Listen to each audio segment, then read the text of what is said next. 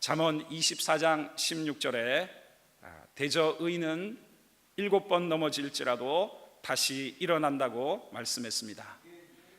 예수님을 믿는 사람들의 가장 큰 능력은 다 끝났다고 하는 그 자리에서도 주님을 의지하고 다시 희망으로 날아오르는 것인 줄 믿습니다. 희망 없는 인생은 기쁨이 없습니다. 삶의 의욕도 없고 도전할 마음도 없고, 희망 없는 인생은 마치 캄캄한 바다를 항해하는 배가 등대에 불빛도 없이 항해하는 것과 같다고 할 수 있습니다. 결국 삶을 살아낼 만한 내면의 에너지가 다 바닥난 것입니다. 지난 9월 26일 롯데그룹의 이인원 부회장의 자살 소식이 전해졌습니다.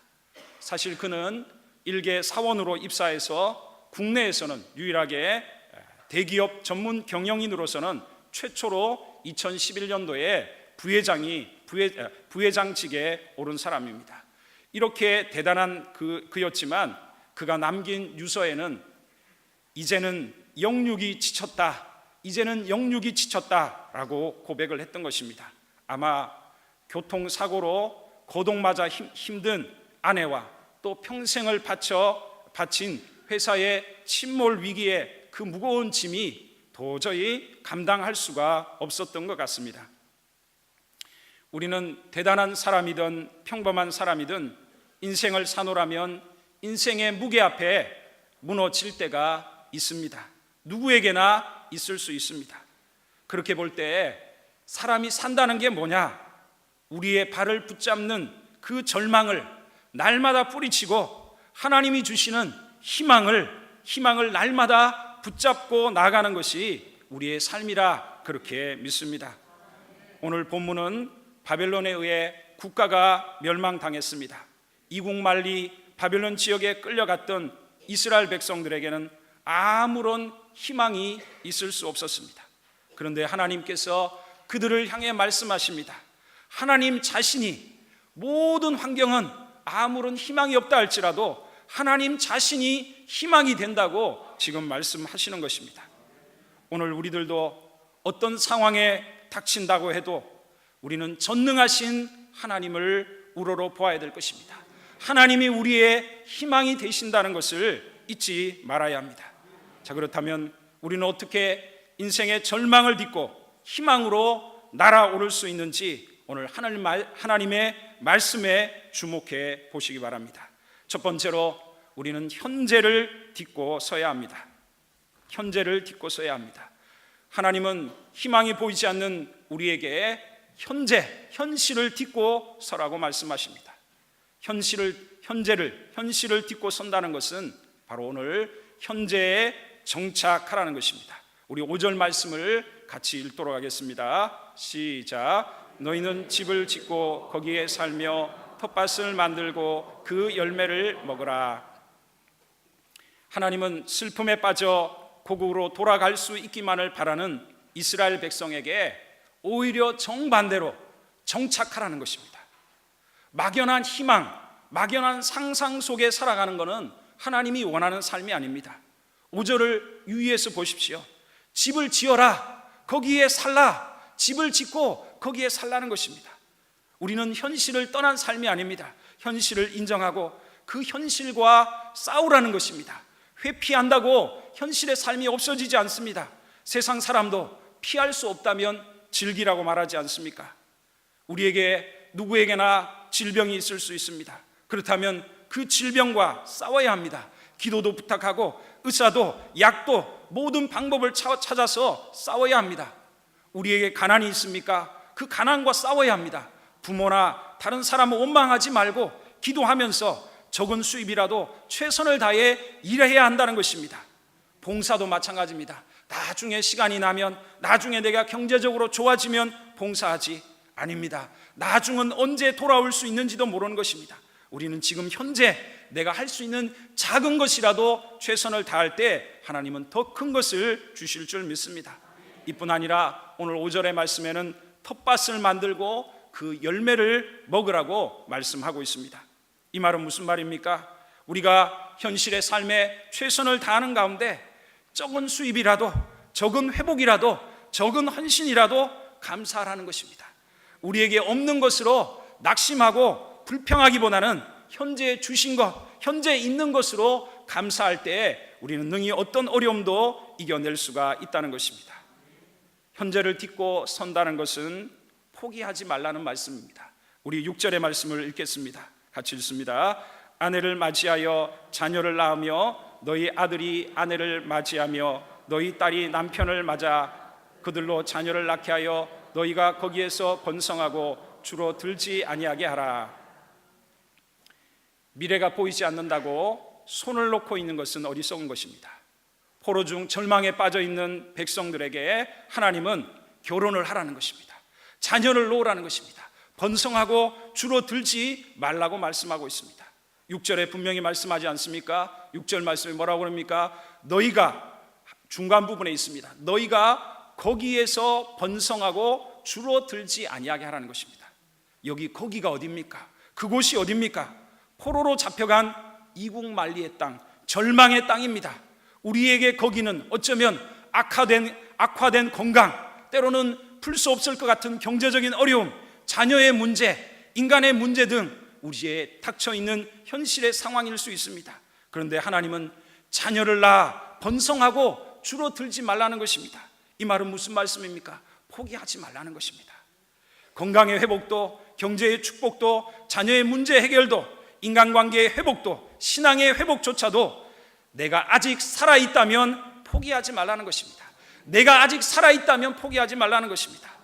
그러기에 로마서 4장 17절에 아브라함이 믿는 바 하나님은 죽은 자를 살리시며 없는 것을 있는 것으로 부르시는 하나님입니다. 이미 100세에 90세의 사라에게 경수가 끊어졌어요. 자식에 대한 소망이 없어요. 다 끊어진 그 상황에도 아브라함이 믿은 바 하나님은 죽은 자를 살리시며 없는 것을 있는 것으로 부르시는 분이라 그렇게 말씀하셨다는 것입니다. 현재를 딛고 쓴다는 것은 평안을 기도하라는 것입니다. 우리 7절 말씀을 또 읽습니다. 7절 말씀 같이 읽습니다. 너희는 내가 사로잡혀 가게 한 그 성읍의 평안을 구하고 그를 위하여 여호와께 기도하라. 이는 그 성읍이 평안함으로 너희도 평안할 것임이라. 아멘. 하나님은 포로된 그들에게 자신이 속한 성읍을 위해 기도하라고 말씀하십니다. 여기 7절에 보니까 내가 사로잡혀 가게 한 그 성읍의 평안을 구하라고 말씀하고 있습니다. 내가 사로잡혀 가겠다는 것입니다. 분명히 현실은 바벨론 사람이 잡아갔는데 하나님은 하나님 자신이 사로잡혀 가게 했다고 말씀하고 있습니다. 지금 우리의 현실이 하나님의 손 안에 있는 일임을 믿으시기 바랍니다. 하나님의 주권을 벗어난 일은 있을 수 없습니다. 비록 바벨론 땅이지만 하나님은 그곳의 평안함을 위해 기도하라고 말씀하십니다. 그로 인해서 하나님은 이스라엘 백성에게 평안을 주시겠다고 약속하고 있습니다. 왜 하나님은 평안을 위해 기도하라고 했을까요? 그것은요, 정말 우리 늘 당회장 목사님이 말씀하시잖아요. 늘 하나님이 주신, 예수 믿는 사람에게 주신 첫 번째 축복은 평안이다. 평안이 오면 그 다음에는 답이 온다는 것입니다. 우리가 인생의 절망의 상황, 인생의 어떤 상황 속에서도 그것을 이길 수 있는 힘은 위로부터, 하나님으로부터 오는 평안이라는 것입니다. 하나님의 평안은 어떤 현실도 이길 수 있는 위대한 능력입니다. 우리가 하나님의 평안을 얻고 한 걸음 한 걸음 나가면 어떤 절망 속에서도 반드시 그것을 이겨내는 역사가 일어난다는 것입니다. 한번 우리가 살아왔던 신앙의 삶을 한번 생각해 보십시오. 도저히 견딜 수 없을 것 같은 그 절망의 상황에 하나님의 성전에 와서 어쩌면 기도도 나오지 않는 그 상황에 아버지만 부르는 그때 하나님은 어디서부턴가 그렇게 기도할 때 어디서부턴가 평안이 옵니다. 그리고 그 다 죽을 것 같은 그 절망의 상황, 절망의 마음이 사라지고 평안의 마음이 온다는 거예요. 해보자는 생각이 든다는 거예요. 한번 해보겠다는 생각이 든다는 것입니다. 그렇게 또 나가다 보면 어떻게 됩니까? 하나님이 언제 그랬냐는 듯이 그 문제는 사라지고 오늘 우리가 이곳까지 이른 줄 믿습니다. 그러기에 목사님 말씀처럼 우리가 능히 어떤 절망과 어떤 어려움도 이겨낼 수 있는 것은 바로 위로부터 임하시는 하나님의 평안인 줄 믿습니다. 우리는 이 밤에 하나님 내게 사람의 평안이 아니라 하나님의 평안을 내게 주셔서 내가 어떤 어려움도 이기게 하여 주시옵시고 날마다 한 걸음 한 걸음 전진할 수 있게 해달라고 기도하는 밤이 되시기를 바랍니다. 절망을 딛고 우리가 희망으로 날아올 수 있는 또 하나는 바로 거짓말에 귀 기울이지 않는 것입니다. 우리는 미혹되지 말아야 합니다. 사탄은 배고픈 사자와 같이 우리가 위축될 때 꼭 찾아옵니다. 그리고 어떻게 해요? 모든 걸 부정하게 합니다. 또 결국은 나 자신까지도 포기하게 만드는 것이 바로 사탄 마귀인 것입니다. 우리 8절과 9절 말씀을 같이 읽도록 하겠습니다. 8절과 9절입니다. 시작. 만군의 여호와 이스라엘의 하나님께서 이와 같이 말하노라. 너희 중에 있는 선지자들에게와 점장에게 미혹되지 말며 너희가 꾼 꿈도 고지 듣고 믿지 말라. 내가 그들을 보내지 아니하였어도 그들이 내 이름으로 거짓을 예언함이라. 여호와의 말씀이니라. 아멘. 저는 이 말씀을 묵상하면서요, 참 기가 막히다. 어쩌면 우리의 이 상황을 어떻게 하나님이 이렇게 잘 아실까? 우리가 인생이 위축되고 무너질 때 꼭 이렇게 되거든요. 주변의 사람들과 비교한다든지 주변의 사람의 말 한마디에 어떻게 해요? 우리 마음이 무너집니다. 그뿐 아니에요. 우리 스스로가 우리 마음속에서 마귀는 우리의 마음을 계속해서 부정적인 말들을 우리 속에다가 집어넣는다는 것입니다. 그런데 오늘 하나님은 말씀합니다. 그것들을 믿지 마라. 그것을 듣지 마라. 귀를 막고 그걸 듣지 말라는 것입니다. 사람들 때로는 오늘 여기 말씀해 보니까 그 선지자와 점쟁이가 어디 있느냐? 너희 중에 있다고 말씀하고 있습니다. 기가 막힌 말이라 생각합니다. 너희 중에 있는 선지자들과 점쟁이에게 미혹되지 말라는 것입니다. 마귀는요, 멀리 있는 사람을 통해 역사하는 게 아니라 어쩌면 가까이 있는 사람을 통해서, 때로는 가까이 있는 사람을 통해서 우리의 마음이 연약해질 때 우리를 어떻게 해요? 정죄하고 우리에게 하나님은 그렇지 않은데 우리를 향해서 계속해서 부정적인 말들을 쏟아낸다는 것입니다. 야, 말씀대로 사는 게 무슨 소용이냐? 신앙으로 사는 게 무슨 소용이냐? 야, 저렇게 하나님도 안 섬기고 마음대로 살아도 건강하고 마음대로 살아도 더 잘 되지 않느냐? 이게 우리가 신앙생활을 잘하고 별 그게 없을 때는 괜찮은데 우리가 힘들어지면 꼭 마귀가 어떻게 해요? 주변 사람들을 통해 우리에게 이렇게 말을 한다는 것입니다. 우리는 그렇다면 이걸 통해 뭘 알 수 있습니까? 우리가 온전한 사람이 없습니다. 우리가 무엇을 보고 무엇을 듣는가에 따라 우리는 생각이 들고 그 생각이 행동을 지배하게 되는 것입니다. 자꾸 우리가 부정적인 말에, 부정적인 생각에, 세상에 귀를 기울이면 계속해서 무너질 수밖에 없다는 것입니다. 자, 그러기에 우리는 인생의 어려움이 올수록 하나님의 품으로 가까이 가야 할 줄 믿습니다. 공예배에 어려움이 없을 때보다 더 공예배에 열심히 참여해야 되는 줄 믿습니다.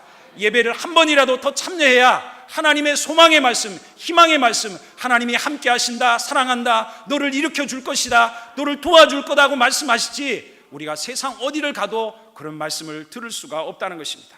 우리는 말씀을 읽고 묵상하고 새벽에 나와서 또 금요철에 나와 우리는 하나님께 부르짖어야 할 줄 믿습니다. 오히려 더 하나님 앞에 봉사해야 될 줄 믿습니다. 저는 신앙생활하던 초창기에 잊을 수 없는 한 친구가 있습니다. 그 친구는 어머니가 약사였지만 어릴 때 희한한 천식이었던 것 같아요. 그래서 고칠 수가 없어서 주변 이웃의 권면으로 기도원에 가서 그 천식이 나았습니다. 근데 이게 완전히 나았다기보다 또 좀 몸이 힘들어질 때가 있는데 제가 무엇에 그 친구를 평생 잊을 수 없느냐? 이 친구가 어려우면요 더 열심히 전도하는 거예요. 제가 그걸 봤어요. 걔 입술로 제가 들었습니다. 자기는 그렇게 몸이 힘들거나 그러면 더 하나님이 기뻐하실 일을 찾아서 더 친구들에게 전도한다는 거예요.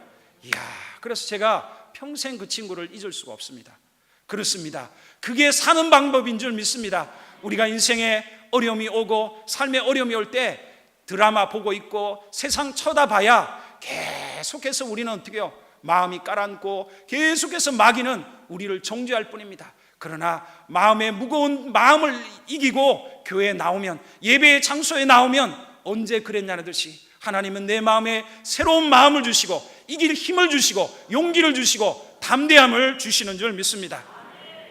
이 밤에 하나님께서 이러한 마귀가 줬던 생각들 다 물려쳐 버리고 우리의 마음속에 하나님이 할 수 있다, 내가 너를 도와준다 라는 그 말씀을 안고 우리가 이길 수 있기를 바랍니다.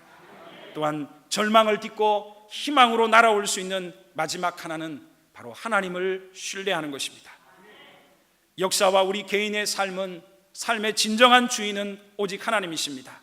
사람들이 운명이니 재수니 이런 말들을 하지만 다 거짓입니다.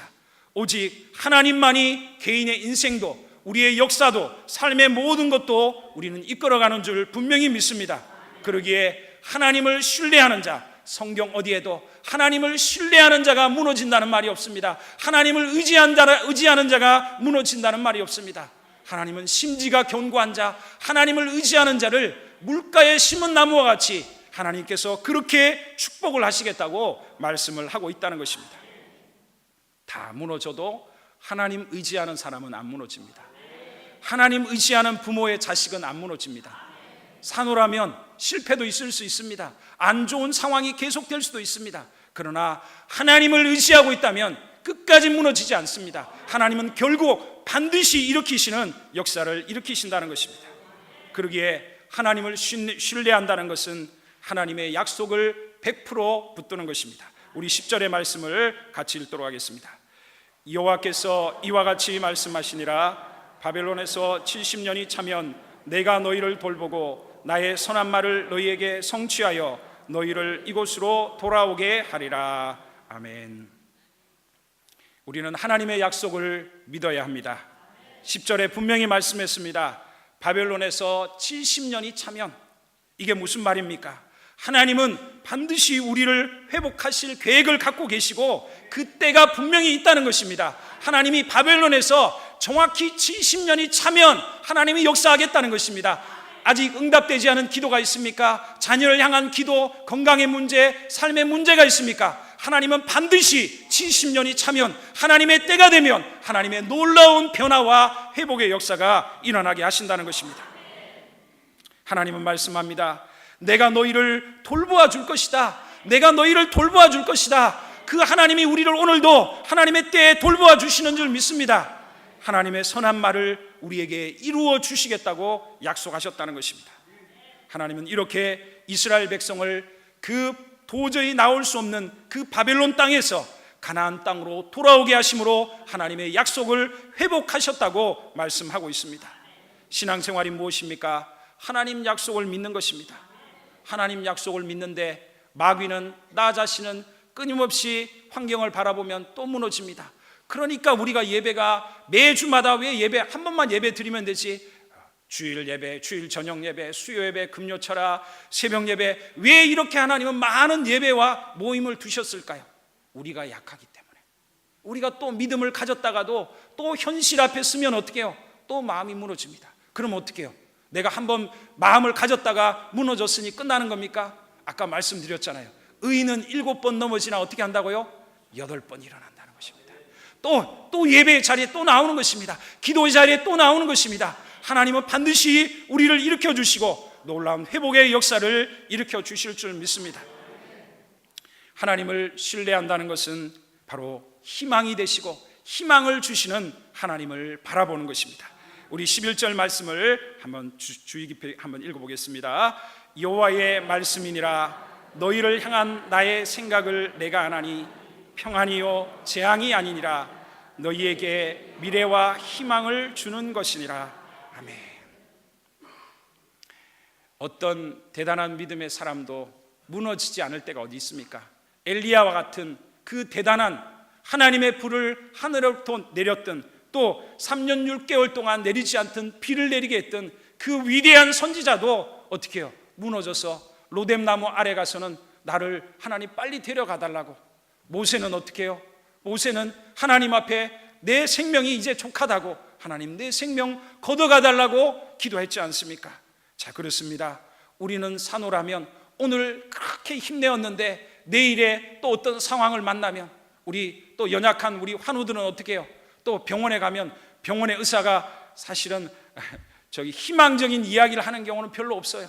사실은 현실에다가 더 부정적인 이야기를 해요. 오늘 믿음을 갖고 또 갔는데 의사가 어떻게 해요? 또 부정적인 이야기를 해요. 그러면 사람이 어떻게 해요? 또 마음이 무너지는 거죠. 그러면 우리가 내버려 둬야 됩니까? 아닙니다. 오늘 이 말씀에 하나님이 우리에게 말했어요. 내가 내 생각을 안다는 거예요. 하나님 본심을 안다는 거예요. 지금 잘 생각해 보십시오. 지금 이 이스라엘 백성들이 어떤 상황이에요? 나라가 멸망했어요. 모든 게 끝장났어요. 포로로 끌려가서 내일 앞날이 어떻게 될지 모르는 상황이에요. 그런데 그들을 향해 하나님 말합니다. 내 본심을 내가 안다. 절대로 너희에게 재앙을 주는 게 나의 뜻이 아니다. 재앙 주고자 하는 게 내 뜻이 아니다. 나는 너희들에게 평안을 주고자 하고 너희들에게 미래와 희망을 주려는 게 내 본심이라는 겁니다. 본심. 지금 이 상황이 아무런 문제가 없고 평안한 이스라엘 백성들에게 한 게 아니에요. 그러니까 더 기가 막힌 거예요. 하나님이 다 끝난 것 같은 그 상황인데 하나님이 말씀하는 거예요. 너희들의 하나님이 누구냐? 너희들의 아버지가 누구냐? 포로로 잡혀가게 한 것도 나다. 그 하나님인 내가 너희를 향한 나의 생각이 뭐냐? 절대 재앙이 아니라는 것입니다. 너희들에게 결국은 그 어려움을 통해서 무엇을 주려고? 참된 평안을 주려고, 장래와 미래와 소망을 주려고 하는 게 내 본심이라는 것입니다. 어떻게 보면 오늘 우리 성도님들 한 분 한 분을 어쩌면 하나님이 붙들고 하는 이야기입니다. 물론 지금 특별한 문제 어려움이 없는 사람에겐 또 다르겠지만 문제 어려움이 있을수록 지금 말씀하는 겁니다. 하나님, 나는 너에게 이 어려움을 통해서 너를 망하게 하려는 게 내 뜻이 아니다. 나는 너에게 이 어려움을 통해서 결국은 평안을 주고 미래와 희망을 주려는 게 내 마음이다. 하나님 마음을 지금 꺼집어낸 거예요. 하나님 마음을 지금 뒤집어 보여준 거예요. 지금 그러기에 우리는 믿어야 합니다. 믿는다고 해서 현실이 바뀌진 않아요. 아까 보셨죠? 하나님이 정한 때가 되길 때까지는 현실을 견뎌야 돼요. 그러니까 하나님이 어떻게 해요? 현재에 정착하라는 겁니다. 집 짓고 지금 포로로 끌려온 그곳에 집 짓고 텃밭 만들어서 먹으라는 것입니다. 자녀들 결혼해서 자녀로 번성하라는 것입니다. 평안을 구해서 마음이 절망이 올 때 그걸 이겨내라는 것입니다. 왜? 하나님은 결국은 그 과정을 통해 평안을 주시고 더 큰 축복을 주시는 분이 하나님이시라는 것입니다. 그러기에 우리는 이 하나님을 믿고 이 말씀을 믿고 견뎌내야 됩니다. 우리가 믿음으로 평안이 온다고 해서 현실의 문제가 없어집니까? 현실의 문제는 그대로 있습니다. 싸워야 되죠. 그런데 어떻게 해요? 견뎌낼 수 있는 힘, 견뎌낼 수 있는 힘. 세상에 누가 그러더라고요. 사람이 견뎌내서, 사람이 인내해서 못할 일이 없다. 그러고 보면 세상에 수많은 일들이 결국 우리나라 사실은 지금 젊은 사람들이 먹고 사는 문제가 힘들다고 하지만 사실은 50년대나 60년대 6.25 지난 그 시기에 자녀들이 5, 6 그 시기에 그 부모들은 그럼 다 죽었어야죠. 그런데 이렇게 살아서 또 자식들을 키우고 다 했잖아요. 뭡니까? 견디고 또 이를 악물고 견디고 견뎠을 때 어떻게 해요? 반드시 또 다음에 새로운 기회가 찾아오고 온다는 것입니다. 그렇습니다. 우리가 어떤 어려움 속에서도 견딜 수 있는 힘은 바로 하나님이십니다. 하나님이 희망이십니다. 그리고 하나님 보여주셨잖아요. 정말 그 말씀대로 이스라엘 백성들의 손이 아니었어요. 하나님은 페르시아의 고레스라는 왕의 마음을 감동하셔서 바벨론을 멸망시키고 그 이스라엘 백성들을 어떻게 해요? 너희 본토로 다 돌아가라. 본토로 돌아가서 성전 짓고 다 해라고 그렇게 역사 속에 말씀하셨지 않습니까? 마태복음 7장에 하나님은 너희가 악한 자라도 자식에게 좋은 걸 줄 알거든 하물며 하늘에 계신 너희 아버지께서 구하는 자에게 좋은 것을 주시지 않겠느냐. 그렇습니다. 믿음의 생활이 무엇입니까? 하나님 믿고 견뎌내는 겁니다. 하나님 믿고 의지하고 견뎌내면 반드시 좋은 때가 옵니다. 어쩌면 오늘 이 자리에 온 많은 우리 신앙의 어르신들 다 한 분 한 분마다 다 그렇게 과정을 겪고 온 줄 믿습니다. 그러니 오늘 이렇게 믿음의 생활을 하시죠. 자, 우리는 하나님을 믿어야 합니다. 또 그 희망을 주시는 하나님을 바라봐야 합니다. 오늘도 우리는 하나님 바라보러 왔습니다. 나의 희망이 되시고 결국은 나에게 축복하여 주시는 그 하나님을 믿고 나와 우리는 부르짖는 줄 믿습니다. 이제 우리는 하나님을 신뢰한다는 것은 온 마음으로 하나님께 기도하고 부르짖는 것입니다. 우리 12절 13절 말씀을 같이 읽도록 하겠습니다. 시작. 너희가 내게 부르짖으며 내게 와서 기도하면 내가 너희들의 기도를 들을 것이요 너희가 온 마음으로 나를 구하면 나를 찾을 것이요 나를 만나리라. 아멘. 얼마나 하나님 말씀이 정말로 기가 막힌지.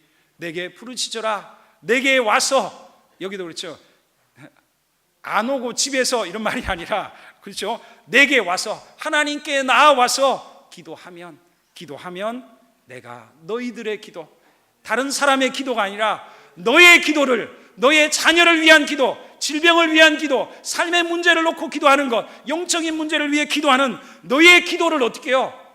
들어주신다는 거예요. 온 마음으로 하나님을 믿고 어려운 중에도 온 마음으로 하나님을 구하면 하나님을 찾게 하시겠다. 하나님이 만나주신다는 것입니다. 이 만나주시는 하나님, 이 약속의 말씀을 붙들고 이 밤에 기도하실 때 하나님은 반드시 우리를 만나주실 줄 믿습니다. 이제 말씀을 맺습니다.